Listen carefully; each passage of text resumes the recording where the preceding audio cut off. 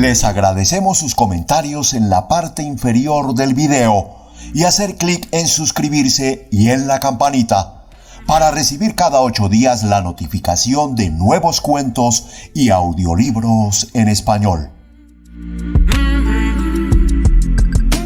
Audiolibros Jorge Estupiñán, la nueva forma de leer libros, presenta El alambre de púa, del libro Cuentos de amor, de locura y de muerte, del escritor uruguayo Horacio Quiroga.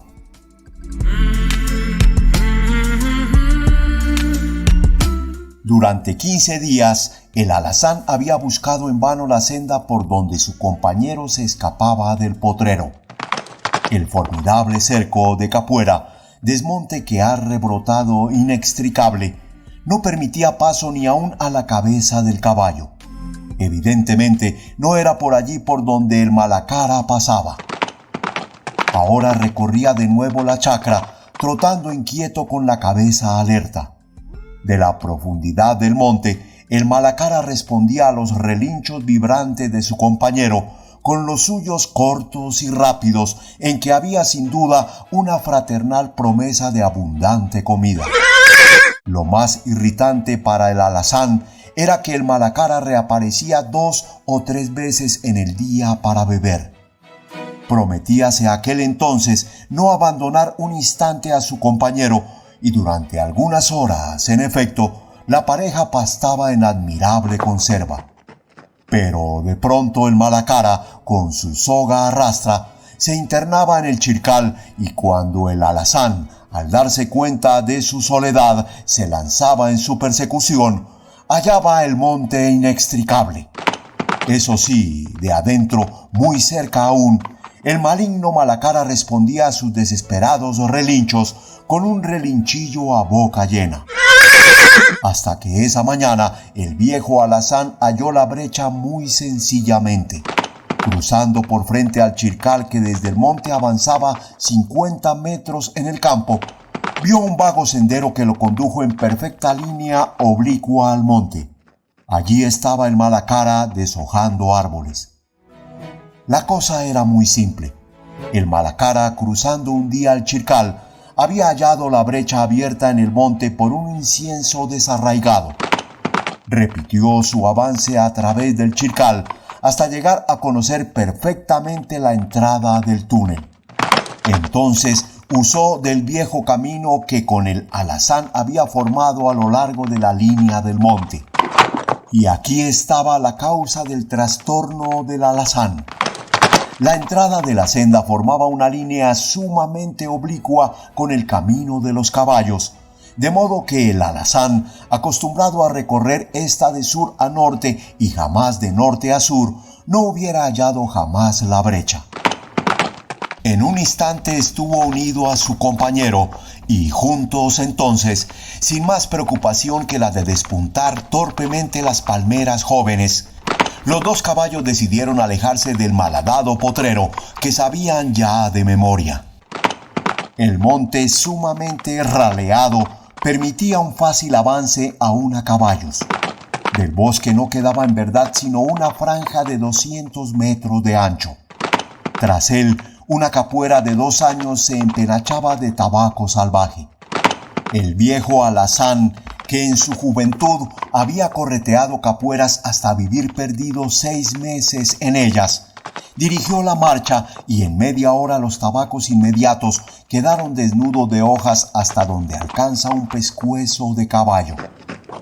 Caminando, comiendo, curioseando, el alazán y el Malacara cruzaron la capuera hasta que un alambrado los detuvo. ¡Un alambrado!, dijo el alazán. ¡Sí!, asintió el Malacara. Y ambos, pesando la cabeza sobre el hilo superior, contemplaron atentamente. Desde allí se veía un alto pastizal de viejo rosado, blanco por la helada, un bananal y una plantación nueva. Todo ello poco tentador, sin duda, pero los caballos entendían ver eso y uno tras otro siguieron el alambrado a la derecha. 2 minutos después pasaban. Un árbol seco en pie por el fuego había caído sobre los hilos. Atravesaron la blancura del pasto helado en que sus pasos no sonaban y bordeando el rojizo bananal quemado por la escarcha, vieron entonces de cerca que eran aquellas plantas nuevas. Constató el Malacara, haciendo temblar los labios a medio centímetro de las hojas coriáceas. La decepción pudo haber sido grande, mas los caballos, si bien golosos, aspiraban sobre todo a pasear. De modo que cortando oblicuamente el yerbal, prosiguieron su camino hasta que un nuevo alambrado contuvo a la pareja. Costeáronlo con tranquilidad grave y paciente, llegando así a una tranquera abierta para su dicha, y los paseantes se vieron de repente en pleno camino real. Ahora bien, para los caballos, aquello que acababan de hacer tenía todo el aspecto de una proeza. Del potrero aburridor a la libertad presente había infinita distancia. Mas por infinita que fuera, los caballos pretendían prolongarla aún y así, después de observar con perezosa atención los alrededores, quitáronse mutuamente la caspa del pescuezo y en mansa felicidad prosiguieron su aventura. El día, en verdad, favorecía tal estado de alma. La bruma matinal de Misiones acababa de disiparse del todo y bajo el cielo súbitamente puro, el paisaje brillaba de esplendorosa claridad. Desde la loma, cuya cumbre ocupaban en ese momento los dos caballos, el camino de tierra colorada cortaba el pasto delante de ellos con precisión admirable y descendía al valle blanco de espartillo helado para tornar a subir hasta el monte lejano. El viento, muy frío, cristalizaba aún más la claridad de la mañana de oro y los caballos, que sentían de frente el sol, casi horizontal todavía, entrecerraban los ojos al dichoso deslumbramiento. Seguían así, solos y gloriosos de libertad en el camino encendido de luz, hasta que al doblar una punta de monte, vieron a orillas del camino cierta extensión de un verde inusitado. Pasto, sin duda, mas en pleno invierno. Y con las narices dilatadas de gula, los caballos se acercaron al alambrado. Sí, pasto fino, pasto admirable, y entrarían ellos los caballos libres. Hay que advertir que el alazán y el Malacara poseían desde esa madrugada alta idea de sí mismos. Ni tranquera, ni alambrado, ni monte, ni desmonte, nada era para ellos obstáculo. Habían visto cosas extraordinarias, salvando dificultades no creíbles, y se sentían gordos, orgullosos y facultados para tomar la decisión más estrafalaria que ocurrirse les pudiera. En este estado de énfasis, vieron a 100 metros de ellos varias vacas detenidas a orillas del camino, y encaminándose allá llegaron a la tranquera, cerrada con 5 robustos palos. Las vacas estaban inmóviles, mirando fijamente el verde paraíso inalcanzable. ¿Por qué no entran?, preguntó el alazán a las vacas. «Porque no se puede», le respondieron. «Nosotros pasamos por todas partes», afirmó el alazán altivo. «Desde hace un mes pasamos por todas partes». Con el fulgor de su aventura, los caballos habían perdido sinceramente el sentido del tiempo. Las vacas no se dignaron siquiera a mirar a los intrusos. «Los caballos no pueden», dijo una vaquillona movediza. «Dicen eso y no pasan por ninguna parte. Nosotras sí pasamos por todas partes».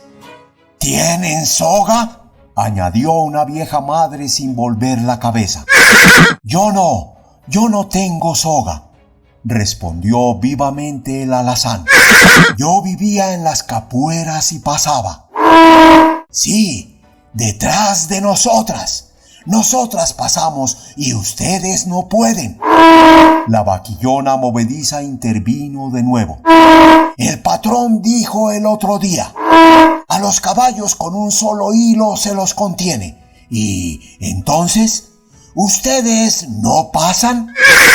No, no pasamos, repuso sencillamente el Malacara, convencido por la evidencia. Nosotras sí. Al honrado Malacara, sin embargo, se le ocurrió de pronto que las vacas, atrevidas y astutas, impenitentes invasoras de chacras y del código rural, tampoco pasaban la tranquera. «Esta tranquera es mala», objetó la vieja madre. «Él sí, corre los palos con los cuernos». «¿Quién?», preguntó el alazán. Todas las vacas volvieron a él la cabeza con sorpresa. «El toro Barigüí. Él puede más que los alambrados malos». «¿Alambrados? ¿Pasa?» «Todo. Alambre de púa también. Nosotras pasamos después». Los dos caballos, vueltos ya a su pacífica condición de animales a que un solo hilo contiene, se sintieron ingenuamente deslumbrados por aquel héroe capaz de afrontar el alambre de púa, la cosa más terrible que puede hallar el deseo de pasar adelante. De pronto, las vacas se removieron mansamente. A lento paso llegaba el toro, y ante aquella chata y obstinada frente dirigida en tranquila recta a la tranquera, los caballos comprendieron humildemente su inferioridad. Las vacas se apartaron y Barigüí, pasando el testuz bajo una tranca, intentó hacerla correr a un lado. Los caballos levantaron las orejas, admirados, pero la tranca no corrió. Una tras otra, el toro probó sin resultado su esfuerzo inteligente. El chacarero, dueño feliz de la plantación de avena, había asegurado la tarde anterior los palos con cuñas. El toro no intentó más. Volviéndose con pereza, olfateó a lo lejos entrecerrando los ojos y costeó luego el alambrado con ahogados mugidos sibilantes. Desde la tranquera, los caballos y las vacas miraban. En determinado lugar, el toro pasó los cuernos bajo el alambre de púa, tendiéndolo violentamente hacia arriba con el testuz, y la enorme bestia pasó arqueando el lomo. En 4 pasos más estuvo entre la avena, y las vacas se encaminaron entonces allá, intentando a su vez pasar. Pero a las vacas falta evidentemente la decisión masculina de permitir en la piel sangrientos rasguños, y apenas introducían el cuello, lo retiraban presto con mareante cabeceo. Los caballos miraban siempre. «¡No pasan!», observó el Malacara. «El toro pasó», repuso el alazán. «Y come mucho».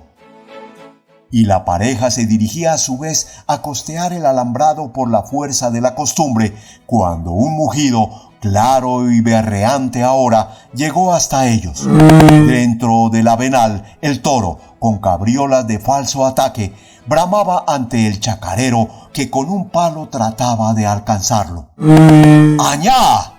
¡Te voy a dar saltitos!», gritaba el hombre. Barigüí, siempre danzando y berreando ante el hombre, esquivaba los golpes. Maniobraron así 50 metros hasta que el chacarero pudo forzar a la bestia contra el alambrado. Pero ésta, con la decisión pesada y bruta de su fuerza, hundió la cabeza entre los hilos y pasó, bajo un agudo violineo de alambres y de grampas lanzadas a 20 metros. Los caballos vieron cómo el hombre volvía precipitadamente a su rancho y tornaba a salir con el rostro pálido. Vieron también que saltaba el alambrado y se encaminaba en dirección de ellos, por lo cual los compañeros, ante aquel paso que avanzaba decidido, retrocedieron por el camino en dirección a su chacra. Como los caballos marchaban dócilmente a pocos pasos delante del hombre, pudieron llegar juntos a la chacra del dueño del toro, siéndoles dado oír la conversación. Es evidente, por lo que de ello se desprende que el hombre había sufrido lo indecible con el toro del polaco. Plantaciones, por inaccesibles que hubieran sido dentro del monte, alambrados, por grande que fuera su tensión e infinito el número de hilos, todo lo arrolló el toro con sus hábitos de pillaje. Se deduce también que los vecinos estaban hartos de la bestia y de su dueño por los incesantes destrozos de aquella. Pero como los pobladores de la región difícilmente denuncian al juzgado de paz perjuicio de animales, por duros que les sean, el toro proseguía comiendo en todas partes menos en la chacra de su dueño, el cual, por otro lado, parecía divertirse mucho con esto. De este modo, los caballos vieron y oyeron al irritado chacarero y al polaco cazurro. «Es la última vez, don Zaninski, que vengo a verlo por su toro. Acaba de pisotearme toda la avena. Ya no se puede más». El polaco, alto y de ojillos azules, hablaba con extraordinario y meloso falsete. «¡Ah, toro malo! Mi no puede, mi ata escapa. Vaca tiene culpa, toro sigue vaca». «Yo no tengo vacas, usted bien sabe». No, Vaca Ramírez, mi queda loco toro. Y lo peor es que afloja los hilos, usted lo sabe también». Sí, alambre, mi no sabe». «Bueno, vea, don Zaninski, yo no quiero cuestiones con vecinos, pero tenga por última vez cuidado con su toro para que no entre por el alambrado del fondo. En el camino voy a poner alambre nuevo». «Toro pasa por camino, no fondo». «Es que ahora no va a pasar por el camino». «Pasa toro, no púa, no nada, pasa todo». «No va a pasar». «¿Qué pone?» «Alambre de púa, pero no va a pasar». «No hace nada púa». «Bueno, haga lo posible porque no entre, porque si pasa se va a lastimar». El chacarero se fue. Es como lo anterior, evidente que el maligno polaco, riéndose una vez más de las gracias del animal, compadeció, si cabe en lo posible, a su vecino que iba a construir un alambrado infranqueable por su toro. Seguramente se frotó las manos. «Mi no podrán decir nada esta vez si toro come toda avena». Los caballos reemprendieron de nuevo el camino que los alejaba de su chacra, y un rato después llegaban al lugar en que Barigüí había cumplido su hazaña. La bestia estaba allí siempre, inmóvil en medio del camino, mirando con solemne vaciedad de idea desde hacía un cuarto de hora un punto fijo de la distancia. Detrás de él, las vacas dormitaban al sol ya caliente rumiando. Pero cuando los pobres caballos pasaron por el camino, ellas abrieron los ojos despreciativas. «Son los caballos. Querían pasar el alambrado y tienen soga». Barigüí sí pasó. A los caballos un solo hilo los contiene. Son flacos. Esto pareció herir en lo vivo al alazán, que volvió la cabeza. «Nosotros no estamos flacos. Ustedes sí están.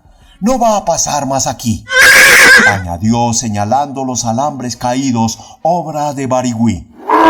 «Barigüí pasa siempre. Después pasamos nosotras. Ustedes no pasan». «No va a pasar más. Lo dijo el hombre. Él comió la avena del hombre. Nosotras pasamos después».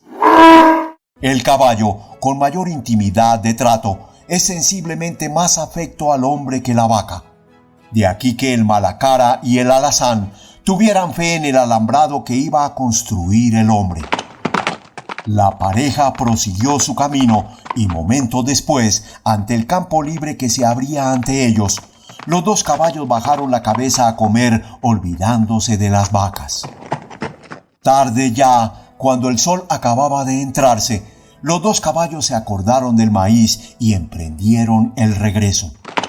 Vieron en el camino el chacarero que cambiaba todos los postes de su alambrado y a un hombre rubio que detenido a su lado a caballo lo miraba trabajar. «Le digo que va a pasar», decía el pasajero. «No pasará 2 veces», replicaba el chacarero. «Usted verá. Esto es un juego para el maldito toro del polaco. Va a pasar».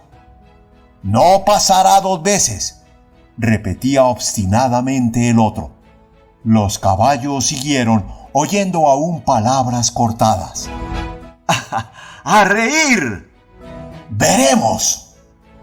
2 minutos más tarde, el hombre rubio pasaba a su lado a trote inglés. El malacara y el alazán, algo sorprendidos de aquel paso que no conocían, miraron perderse en el valle al hombre presuroso. «¡Curioso!», observó el malacara después de largo rato. «El caballo va al trote y el hombre al galope». Prosiguieron. Ocupaban en ese momento la cima de la loma como esa mañana. Sobre el cielo pálido y frío, sus siluetas se destacaban en negro, en mansa y cabizbaja pareja, el malacara delante, el alazán detrás.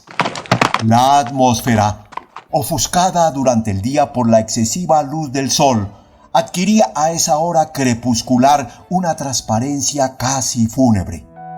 El viento había cesado por completo y con la calma del atardecer, en que el termómetro comenzaba a caer velozmente, el valle helado expandía su penetrante humedad que se condensaba en rastreante neblina en el fondo sombrío de las vertientes. Revivía en la tierra ya enfriada el invernal olor de pasto quemado y cuando el camino costeaba el monte, el ambiente, que se sentía de golpe más frío y húmedo, se tornaba excesivamente pesado de perfume de azahar. Los caballos entraron por el portón de su chacra, pues el muchacho, que hacía sonar el cajoncito de maíz, oyó su ansioso trémulo. El viejo alazán obtuvo el honor de que se le atribuyera la iniciativa de la aventura, viéndose gratificado con una soga a efecto de lo que pudiera pasar. Pero a la mañana siguiente, bastante tarde ya a causa de la densa neblina, los caballos repitieron su escapatoria, atravesando otra vez el tabacal salvaje, hollando con mudos pasos el pastizal helado, salvando la tranquera abierta aún. La mañana encendida de sol, muy alto ya, reverberaba de luz, y el calor excesivo prometía para muy pronto cambio de tiempo. Después de trasponer la loma, los caballos vieron de pronto a las vacas detenidas en el camino, y el recuerdo de la tarde anterior excitó sus orejas y su paso. Querían ver cómo era el nuevo alambrado. Pero su decepción al llegar fue grande. En los postes nuevos, obscuros y torcidos, había 2 simples alambres de púa, gruesos tal vez, pero únicamente 2. No obstante su mezquina audacia, la vida constante en chacras había dado a los caballos cierta experiencia en cercados. Observaron atentamente aquello, especialmente los postes. «Son de madera de ley», observó el malacara. «Sí, cernes quemados». Y tras otra larga mirada de examen constató: «El hilo pasa por el medio. No hay grampas. Están muy cerca uno de otro». Cerca los postes, sí, indudablemente, 3 metros. Pero en cambio, aquellos 2 modestos alambres en reemplazo de los 5 hilos del cercado anterior desilusionaron a los caballos. ¿Cómo era posible que el hombre creyera que aquel alambrado para terneros iba a contener el terrible toro? El hombre dijo que no iba a pasar. Se atrevió, sin embargo, el malacara, que en razón de ser el favorito de su amo, comía más maíz, por lo cual sentíase más creyente. Pero las vacas lo habían oído. «Son los caballos. Los 2 tienen soga. Ellos no pasan. Barigüí pasó ya». ¿Pasó? ¿Por aquí?, preguntó descorazonado el Malacara. Por el fondo, por aquí pasa también. Comió la avena. Entretanto, la vaquilla locuaz había pretendido pasar los cuernos entre los hilos, y una vibración aguda, seguida de un seco golpe en los cuernos, dejó en suspenso a los caballos. «Los alambres están muy estirados», dijo después de largo examen el alazán. «Sí, más estirados no se puede». Y ambos, sin apartar los ojos de los hilos, pensaban confusamente en cómo se podría pasar entre los dos hilos. Las vacas, mientras tanto, se animaban unas a otras. «Él pasó ayer. Pasa el alambre de púa. Nosotras después». «Ayer no pasaron. Las vacas dicen sí y no pasan». Oyeron al alazán. «Aquí hay púa y Barigüí pasa. Allí viene». Costeando por adentro el monte del fondo, a 200 metros aún, el toro avanzaba hacia el avenal. Las vacas se colocaron todas de frente al cercado, siguiendo atentas con los ojos a la bestia invasora. Los caballos, inmóviles, alzaron las orejas. «Come toda avena. Después pasa». «Los hilos están muy estirados», observó aún el Malacara, tratando siempre de precisar lo que sucedería si... «Comió la avena. El hombre viene. Viene el hombre», lanzó la vaquilla locuaz. En efecto, el hombre acababa de salir del rancho y avanzaba hacia el toro. Traía el palo en la mano, pero no parecía iracundo.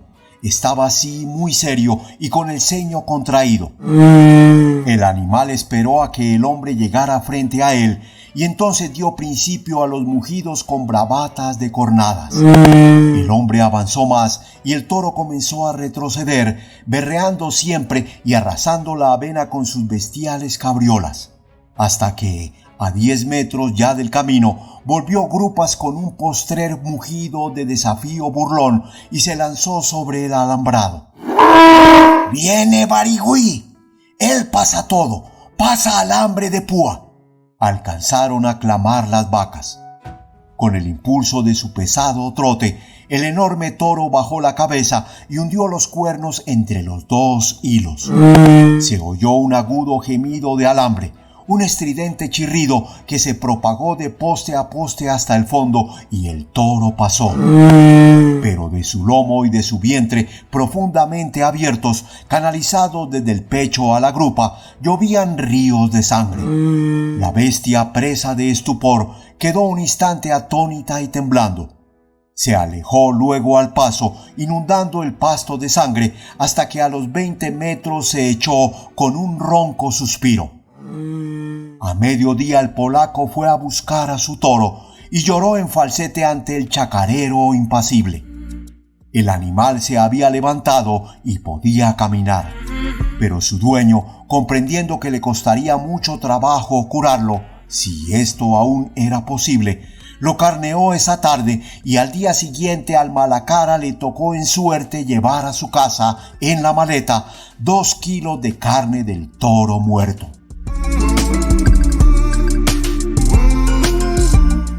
Les agradecemos sus comentarios en la parte inferior del video y hacer clic en suscribirse y en la campanita para recibir cada 8 días la notificación de nuevos cuentos y audiolibros en español.